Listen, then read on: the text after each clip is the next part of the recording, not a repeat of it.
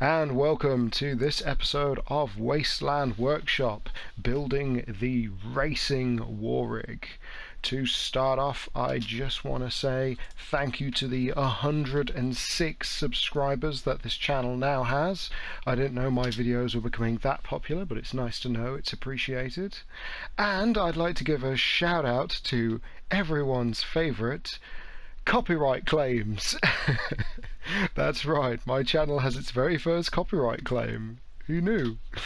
Admittedly, I did use death race footage in my tournament update, my very first tournament update video. So, not Universal Pictures, you can claim that. It's fine. Won't hold it against you or anything. So, what's this video about? Well, since January, Mike has had a competition running on the Gaslands Facebook page, and lots of people have been submitting Warrigs. I myself have submitted a Warrig, but Fortunatus Nicholson posted that March 1st is a brutal deadline, and I made the mistake of saying how hard could it be? I mean, 5 days to build a Warrig. Couldn't be that hard, right? So I went down to my local Home Bargains, where they sell these big meaty super haulers for £4.99, and you tend to see in like Poundland and places like that these kind of toys, but this one's significantly bigger. Recommended for children 5 years or over. No, I shouldn't play with it then. So if we just open this up and throw that to one side, what do we have here? Well, straight away, the good news is this is screwed together, and from the look of things, the detail that I could see in the store is followed through back at base, and it looks like, yep, these back doors open up, so that means I've got that trailer space to work with as well. And the nice thing about that is that you could have a car in there or some bikers, so in the middle of a game you could open up the doors, put a ramp down, and they could run out. So just for comparison, compared to a Poundland truck trailer, yeah, it's got a bit more going for it, this Home Bargains one. Needless to say, the only thing really the Poundland truck's got going for it is the back detail on the doors, and even then, well, they don't even open, so much for that. Now, in terms of taking the trailer off from the truck, it's got a nice pin built in, so there's no work needed there, and it's got a nice little stand, so you can even have that put to one side. So just unscrewing the cab, turns out the base of the truck cab is made entirely of plastic, which means this is going to be nice and easy later on when it comes to drilling holes in it or damaging it with a craft knife. Now, the tricky part was finding out if the top could be taken away from the bottom, which it can. First thing you need to do is just take a pin or a tool, I used a file, and push out the pins holding the front radiator in place. There is one at the back as well, which holds the base of the cab on, which is nice. A lot of these cabs they'll have a screw going in.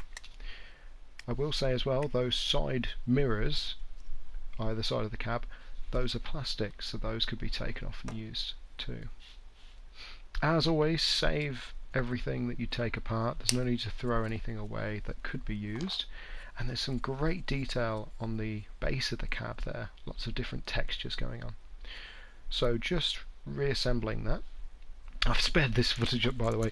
Viewers at home may notice that my voice isn't coming from hacked up clips of video camera footage. Well, that's because I've edited the video together first and I'm commentating on it, which might prove better or worse than what I've done before. We'll have to wait and see.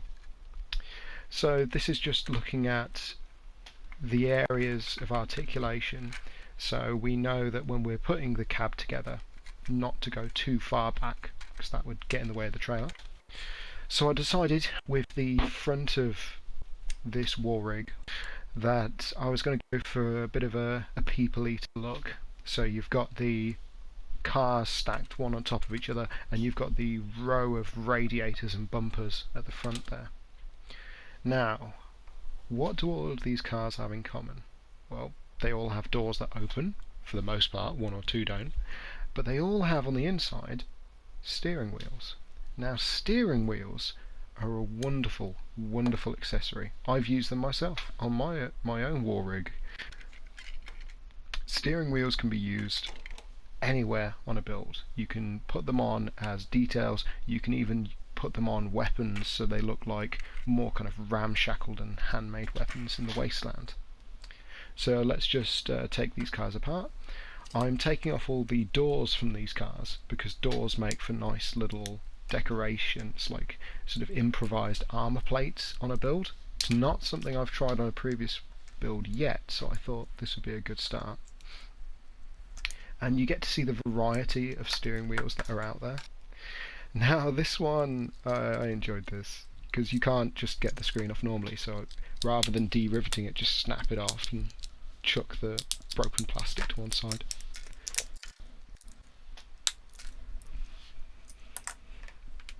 So there's a lot of steering wheels to be taken from cars. You just have to open them up and have a look.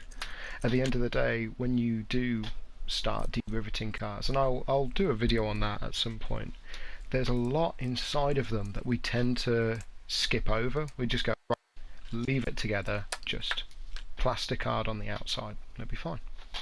So here we are, here are all the doors and steering wheels assembled from the build, and this is going to be a nice pool of details to pull from. But let's focus on the cab.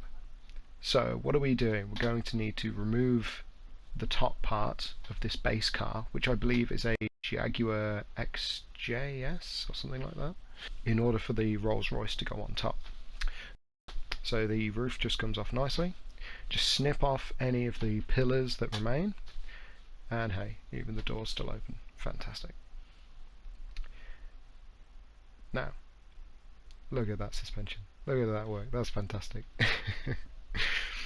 So the key here is removing the wheels on both cars. If we're going to have these be the cab for the truck build, we're going to want to get rid of all of these. Wheels typically get in the way. You can just armor plate over the holes. There's no need to go, right, well I've got to leave all the tyres in place. Unless they fit seamlessly into a space left by the base car, you just want to get rid of them. Just cut them off, put them to one side. I'm not going to be too careful here. I'm just going to snip them off and get rid of them. Because with them out of the way, all of a sudden it's a lot easier to put this together. You see, there's less gaps, there's less space between the points of contact. There's still some. This was actually an attempt to just remove the seats, but hey, if the whole thing comes out, just roll with it. Now you see it's a lot tighter. And just showing the radiator that I had before, that can fill that gap there nicely, and it creates that lovely wasteland grin of the 3 tiers of radiators and bumpers and headlights. So how are we going to attach this to the body of the cab? Well, as much as I'd love to just start gluing it on, we need to think this through. I took a wheel and axle combo from a different truck. We're going to use some plastic tubing as a cover for the axle that we can glue onto. That way the wheel's able to spin freely on the inside rather than just trying to glue straight to it. This is something I want to point out. This is actually from a lollipop stick, like a drumstick lolly. You will always find little bits of plastic tubing in life and you go, hang about, why am I throwing this away? I could be using this in my hobby. Just put it to one side. So the process is simple enough. You cut a hole. You cut a hole straight down the center of the tube, and then you cut a little groove so you can push it over the axle.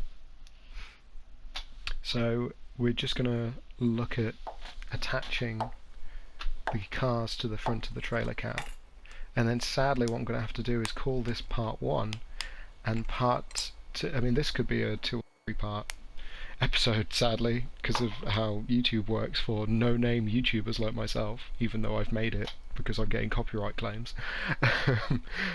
In episode 2 or 3, we're going to look at putting all this stuff together and then finally detailing up the racer rig.